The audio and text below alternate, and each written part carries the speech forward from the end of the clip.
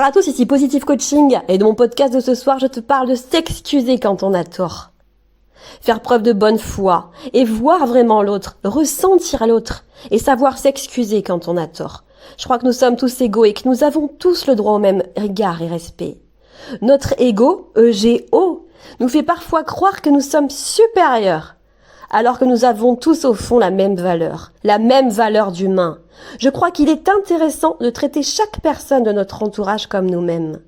Parfois, il nous excède, notre entourage, et le ton peut monter, suivant les personnalités de chacun. Et lorsque cela revient trop souvent, ce n'est pas très bon pour nos relations, il faut l'avouer. Soyons nous-mêmes, oui, mais veillons toujours à s'arrêter pour savoir si nous sommes vraiment justes et respectueux. Est-ce que je ne vais pas trop loin ? Chaque personne est divine et a droit au respect, a droit au non-jugement, a droit au même traitement de faveur que nous-mêmes et que les autres.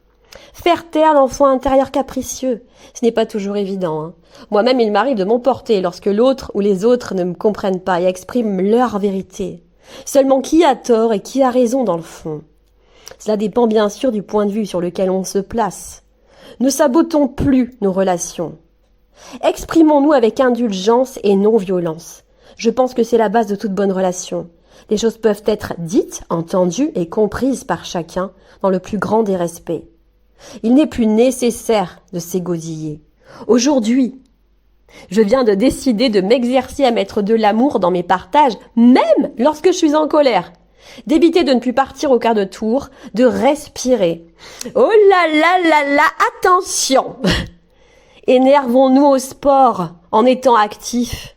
En criant, oui, mais pas sur les autres qui ne sont pas toujours responsables de nos excessives réactions. Aimons-nous.